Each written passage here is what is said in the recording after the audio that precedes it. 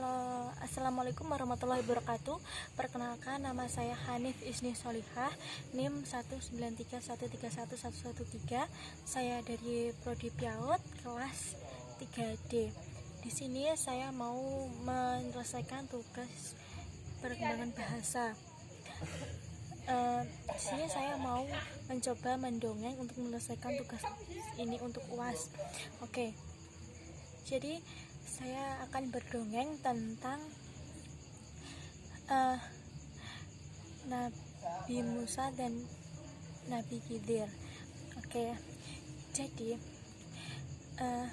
di suatu hari Nabi Musa itu terkenal orang yang sangat kuat. Sampai Nabi Musa itu berpikir kalau orang yang terkuat di dunia ini hanyalah Nabi Musa. Tetapi Allah memberikan firman pada Nabi Musa bahwa bukan kamu orang yang terkuat, tapi masih ada nabi yang lainnya. Seketika itu Nabi Musa berpikir, apa mungkin masih ada nabi selain aku? Apa mungkin ada orang yang kekuatannya melebihi kekuatanku? Akhirnya Nabi Musa dengan nekat dan niat yang kuat mengajak salah satu temannya untuk mendampinginya untuk mencari Nabi Khidir tersebut. Nah, di sini Nabi Musa belum tahu kalau yang dicari itu adalah Nabi Khidir, belum tahu namanya, belum tahu bentuknya, belum tahu rupanya.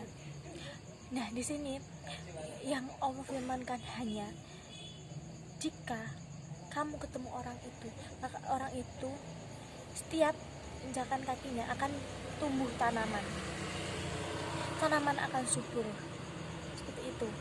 Dan suatu ketika Nabi Musa berjalan terus mencari Nabi Khidir itu, berjalan. Akhirnya Nabi Musa di situ capek dan Nabi Musa beristirahat di tempat batu yang besar di samping sungai. Nah, di situ mereka membawa bekal berupa ikan.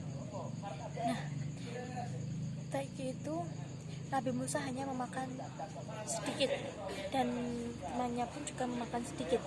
Nah, di situ akhirnya mereka capek dan akhirnya tertidur. Nah, saat tertidur, tiba-tiba ikan itu loncat dari wadahnya. Padahal ikan itu sudah tidak bernafas, sudah dimakan. Tapi dengan anehnya ikan itu bisa lompat lagi ke dalam sungai itu. Nah, sampainya di situ, bangun Nabi Musa bangun dan itu bangun.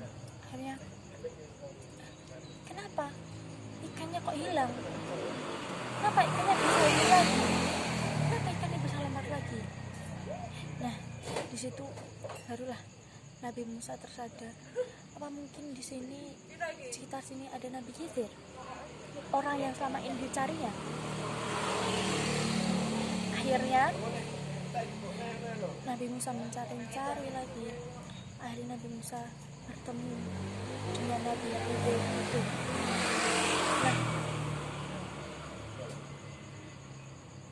sampainya Nabi Musa ini ketemu, Nabi Musa lalu memohon agar Nabi Musa bisa belajar darinya, bisa menjadi muridnya.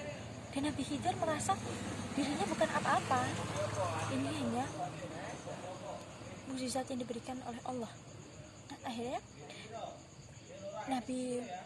Nabi Khidir memberikan syarat kepada Nabi Musa, jika kamu ingin mengikuti saya, kamu tidak boleh bertanya tidak boleh bertanya. Nah, di situ Nabi Musa lalu meremehkan, apa sih? Tidak boleh bertanya aja syaratnya. Oke, dan itu Nabi Musa mulai mengikutinya. Akhirnya Nabi Musa mengikuti Nabi Khidir. selama mengikuti Nabi Musa ini naik ke sebuah kapal.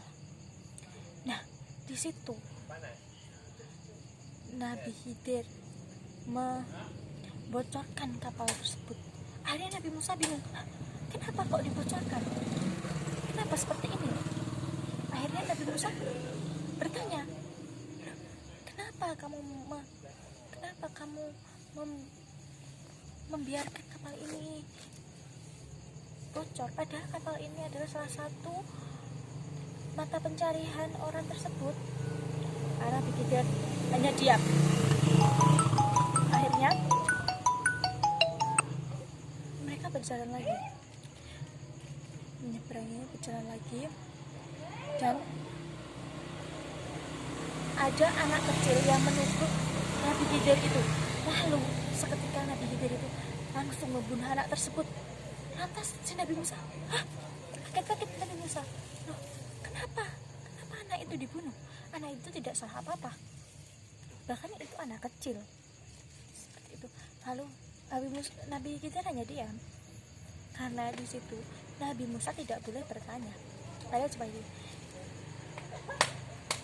satu kali lagi kamu bertanya, maka kamu tidak boleh mengikuti saya lagi. Seperti itu. Akhirnya Nabi Musa, ya, Nabi Musa mengerti.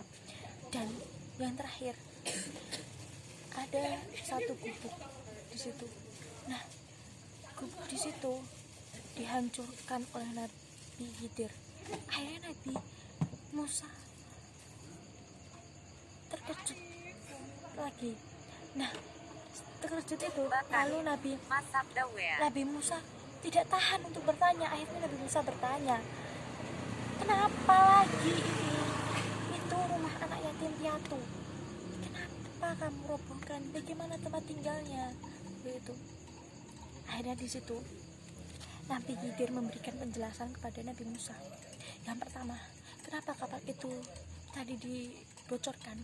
Karena jika kapal itu masih bagus, seketika itu, ketika dia melabuh, maka kapal itu akan dirampok oleh orang-orang jahat, akan diambil kapal itu. Dan jika nanti bocor, itu bisa ditambah lagi, bahkan bisa melewati preman-preman tersebut. Seperti itu. Lalu yang kedua, kenapa anak itu dibunuh? Padahal itu anak masih kecil, tidak punya dosa, tidak punya apapun. Karena nanti anak ini akan membuat susah kedua orang tuanya, akan menjadi anak yang berandal, anak yang nakal sekali. Akhirnya dibunuhlah oleh Nabi Khidir ini. Yang ketiga, kenapa rumah itu dirobohkan? Karena di situ tersimpan harta-harta dan akan dibangunkan lagi. Harta-harta itu nanti akan disalahgunakan jika tidak dirobohkan itu. Maka ini untuk menjaga anak-anak tersebut. Pada dasarnya di sini Nabi Khidir hanya menjalankan perintah Allah. Nabi Khidir tidak meminta jawaban atas apa yang diperintahkan oleh Allah, seperti itu. Oke, itu adalah dongeng dari saya. Sekian yang bisa saya berikan. Apabila ada salah, saya mohon maaf yang sebesar-besarnya. Billahi taufiq wal hidayah. Wassalamualaikum warahmatullahi wabarakatuh. Dadah.